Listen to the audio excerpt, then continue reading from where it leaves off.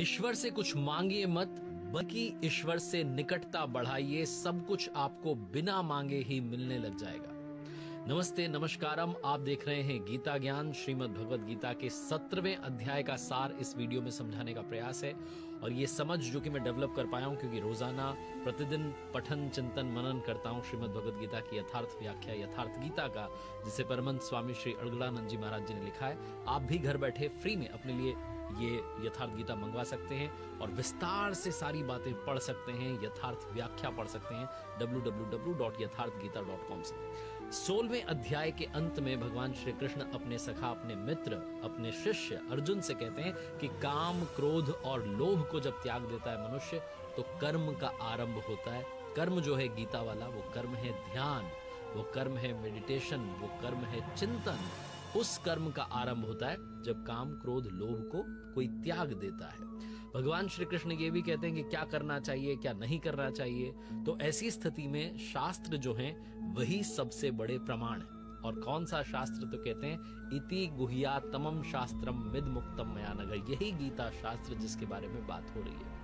अर्जुन 17वें अध्याय की शुरुआत में प्रश्न करते हैं कि भगवान, आपने कहा कि काम, क्रोध, लोभ को त्यागने पर कर्म शुरू हो जाता है, लेकिन बहुत सारे ऐसे भी लोग हैं जो शास्त्र विधि, जो तरीका शास्त्रों में लिखा है, उसको छोड़ करके कुछ न कुछ करते रहते हैं, पूजन करते हैं, यजन करते हैं। क्या उनकी गति सात्विक है, राजसी है, तामसी है? क्योंकि भगवान ने पहले बताया था कि ये 3 गुण हैं, ये प्रकृति 3 गुण वाली है।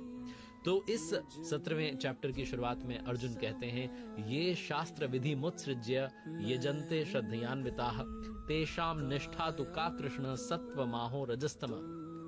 हे भगवान, जो मनुष्य शास्त्र विधि को छोड़ करके श्रद्धा तो रखते हैं लेकिन वो शास्त्र विधि को फॉलो नहीं करते, उनकी कौन सी गति होती है? तो भगवान श्री कृष्ण कहते हैं, त्रिविधा भवती श्रद्धा देहि नाम सा स्वभावजा सात्विकी राजसी चैव तामसी चेति ताम शृणु। हिंदी में समझे तो भगवान कहते हैं कि अर्जुन, ये जो योग है इसमें एक ही क्रिया है, एक ही कर्म है जिसे आराधना, ध्यान, चिंतन कहा गया है।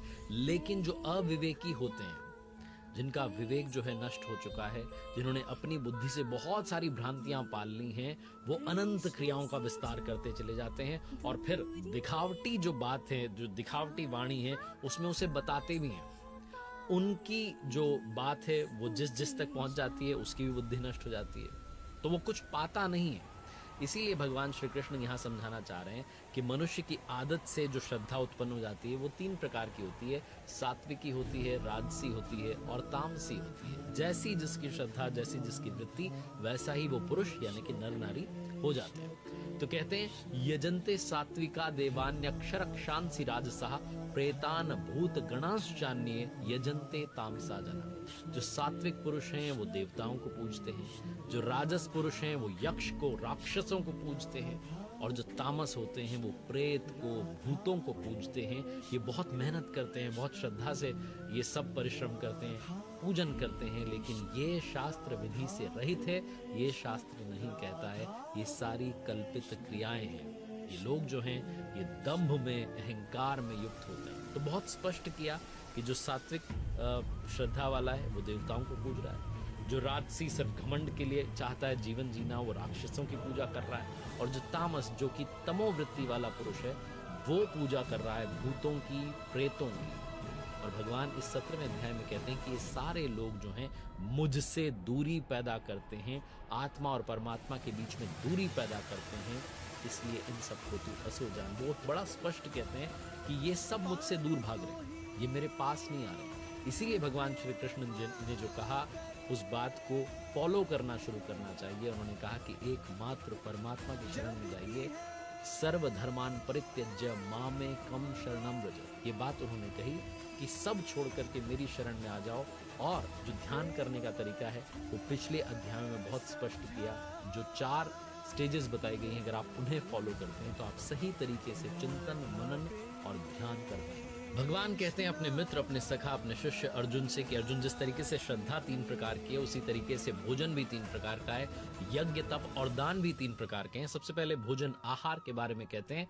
श्री भगवान उवाच आयुः सत्व बलारोग्य सुख प्रीति विवर्धना रस्या स्निग्धा स्थिरा हुद्या आहारा सात्विक प्रिया। कहते हैं जो आयु को बढ़ाने वाला है, बल को, बुद्धि को, सुख को, प्रेम को बढ़ाने वाले भोज्य पदार्थ हैं, भोजन है, वो सात्विक जो पुरुष हैं उनको प्रिय होते हैं। जो स्वभाव से हृदय को प्रिय लगने वाला भोजन है, जो आपके दिल को पसंद है, वैसा जो भोजन है वो सात्विक होता है, वो सात्विक लोगों को प्रिय होता है।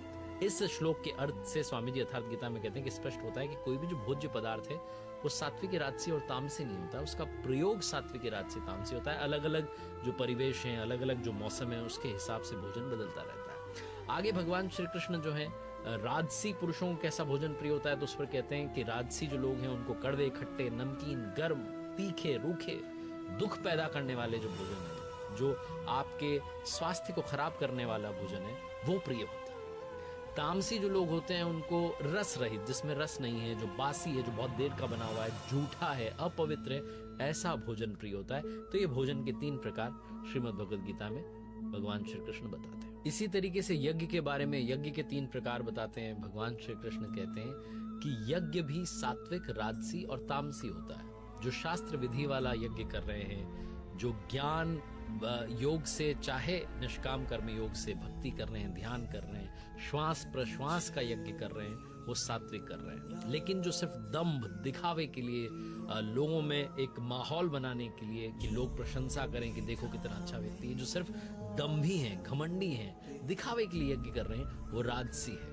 और जो शास्त्र विधि वाला यज्ञ नहीं कर रहे हैं, जो परमात्मा की भक्ति में नहीं है, वो भक्ति नहीं कर पा रहे हैं, वो मन को रोक नहीं पा रहे हैं, श्वास पर ध्यान नहीं लगा पा रहे हैं, वो जो यज्ञ कर रहे हैं वो तामस यज्ञ कहा जाता है। और ऐसा जो पुरुष होता है वो यज्ञ को जानता ही नहीं, उसकी जानकारी है ही नहीं। अब तप के बारे में बताते हैं तो कहते हैं देव द्विज गुरु प्राज्ञ पूजनम शौच मार्जवम ब्रह्मचर्य महिंसा च शारीरम तप उच्यते। कहते हैं कि परम देव परमात्मा पर जय प्राप्त करने वाले दिन सद्गुरु और ज्ञानी जनों का पूजन, पवित्रता, सरलता, ब्रह्मचर्य, अहिंसा, ये शरीर संबंधी तप है। शरीर हमेशा वासनाओं की तरफ बहकता है, लेकिन इसे वापस लेकर के आना और भक्ति में लगाना, ये वो तप कहलाता है, शारीरिक तप। फिर कहते हैं कि उद्वेग ना पैदा करने वाला, किसी से झगड़ा पैदा ना हो, अच्छी बात हो, प्रिय बात हो, भगवान में भक्ति में लगने वाली जो बात है, जो भक्ति में बात है, ऐसी बात हो, जो इस तरीके की बात कर रहा है, नाम जप रहा है, ये वाणी वाला तप है। वाणी भी हमारे विचारों को व्यक्त करती रहती है, वो कई बार ऐसे विचारों को व्यक्त करती है जो हमारे मन को बहका रहे हैं, उस तरफ से समेट करके अगर आप भक्ति की तरफ लगाते हैं, परमात्मा की दिशा में लगाते हैं, तो ये वाणी वाला तप कहलाता है। मन के तप को भी बताते हैं कि मन का तप क्या होता है। तो मन जो है आपका प्रसन्न रहे, भगवान के अलावा, इष्ट के अलावा आप किसी और बारे में सोचे नहीं, मन आपका रुक जाए, अंतःकरण जो है वो पवित्र हो जाए, कोई और विचार ना आए, ये मन संबंधी तप होता है। शरीर, वाणी और मन, इन तीनों का तप मिला करके सात्विक तप कहलाता है। फिर जो फल को नहीं चाह रहा है, भक्ति कर रहा है, वो सात्विक तप कर रहा है। जो सत्कार के लिए, घमंड के लिए, पाखंड के लिए तप कर रहा है, वो चंचल फल वाला तप कर रहा है, उसे फल भी चाहिए, वो राजस तप है।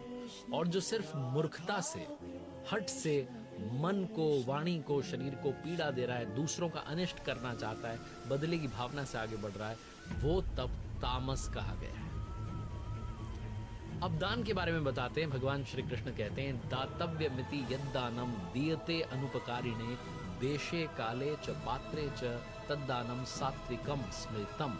कहते हैं दान देना ही कर्तव्य है, यह हमारा कर्तव्य। इस भाव से जो दान दिया जाता है, स्थान, समय और सत्य पान, यानी कि जो सही उसको भोगने वाला है, जिसको वाकई में आवश्यकता है, ऐसा अगर कोई व्यक्ति मिलता है, उसको जब दान दिया जाता है, बदले में उपकार की भावना कि मुझे दुआएं मिलेगी, इस भावना से भी रहित होकर के दिया जाता है, वो दान सात्विक कहा जाता है। लेकिन जिसमें दान दे रहे हैं और हमें फल चाहिए, वो दान राजस है।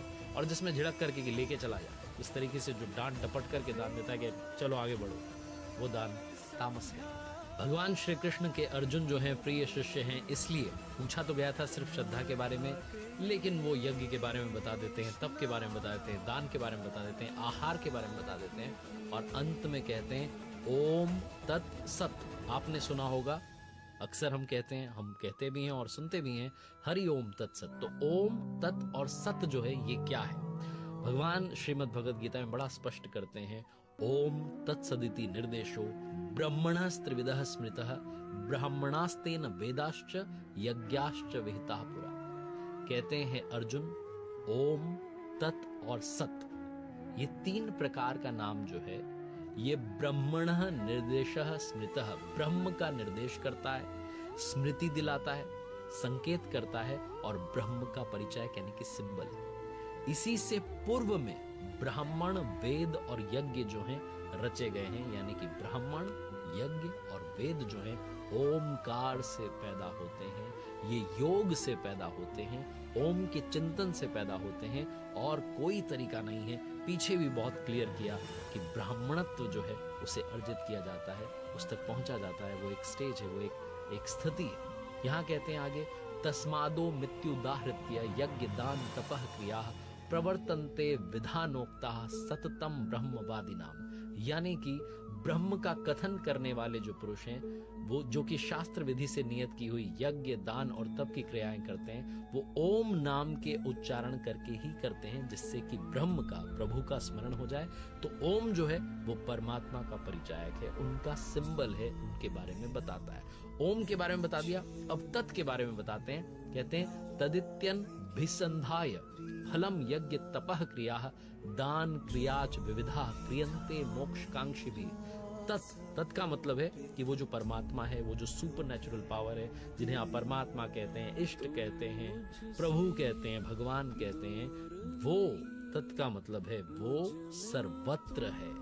इस भाव से जो फल को नहीं चाहता है और जो शास्त्र विधि है उसको फॉलो करता है, उसको भजता है, वो भगवान तक पहुंचने के लिए सबसे पहले उपयुक्त व्यक्ति होता है। तो तत् जो शब्द है वो परमात्मा के लिए समर्पण बताता है कि हम जब करें ओम का, और जितनी भी क्रियाएं हैं, यज्ञ करना है, दान करना है, तप करना है, वो उन पर जो तत् हैं उन पर निर्भर होकर के करें, जो कि सर्वत्र व्याप्त हैं। और अब सत के बारे में बताते हैं। श्री भगवान उवाच सद्भावे साधुभावे च सदित्ये तत् प्रयुज्यते प्रशस्ते कर्मणि तथा सच्छद्दः पार्थ युज्यते।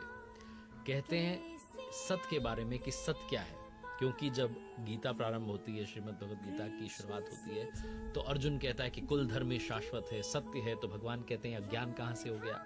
आत्मा ही सत्य है, आत्मा ही सनातन है, आत्मा ही शाश्वत है, ये वो बताते हैं। बहुत सारे लोग कहते हैं कि ये शरीर मेरा है, जब आपका शरीर आपका हो ही नहीं सकता है, क्योंकि खुद आपको इसे छोड़ करके जाना है। लोग कहते हैं कपड़े मेरे हैं, जब शरीर आपका नहीं है तो कपड़े आपके कैसे हो सकते हैं? लोग कहते हैं घर मेरा है, आप मेहमान हैं, आपकी जो आत्मा है वो अजर अमर है, यही एकमात्र सत्य है। और हमारा कर्तव्य है कि क्योंकि हमें ये मनुष्य जीवन मिला है, तो हम अपनी आत्मा को परमात्मा तक लेकर के जाएं, उसका उद्धार करें।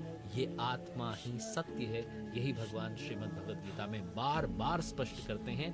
तो हरि ओम तत्सत का मतलब हुआ, हरि यानी कि प्रभु जो हैं उनका नाम है ओम, तत् का मतलब वो सर्वत्र हैं, और यही एकमात्र सत्य है जो कि कहा जाता है हरि ओम तत्सत। अंत में श्रीमद् भगवद गीता के इस चैप्टर 17 में 17वें अध्याय में, सप्तदशो अध्याय में भगवान कहते हैं कि जो भी हम कर रहे हैं उसके लिए श्रद्धा बहुत आवश्यक है। बिना श्रद्धा के किया हुआ हवन, दिया हुआ दान, तपा हुआ तप, जो कुछ भी कर्म कर रहे हैं वो सारा का सारा असत कहा जाता है। उसका ना तो यहाँ कोई फायदा मिलना है, ना परलोक में कोई फायदा मिलना है। इसलिए समर्पण के साथ श्रद्धा बहुत आवश्यक है, बहुत जरूरी है। और इसीलिए ये जो सप्तदशो अध्याय, इसका नाम है श्रद्धा त्रय विभाग योगो नाम सप्तदशो। उम्मीद है आपने बहुत कुछ इस चैप्टर के सार से सीखा समझा होगा। अगर आप घर बैठे यथार्थ गीता मंगवाना चाहते हैं, ऑर्डर कीजिएगा www.yatharthgita.com से। रिपीट करता हूँ, www.yatharthgita.com, इस ऑफिशियल वेबसाइट से आप ऑर्डर कर सकते हैं। यथार्थ गीता जो कि श्रीमद् भगवद गीता की यथार्थ व्याख्या है, जिसे परमहंस स्वामी श्री अड़गड़ानंद जी महाराज जी ने लिखा है, तो आप उसका पठन चिंतन मनन कीजिए। प्रभु कृपा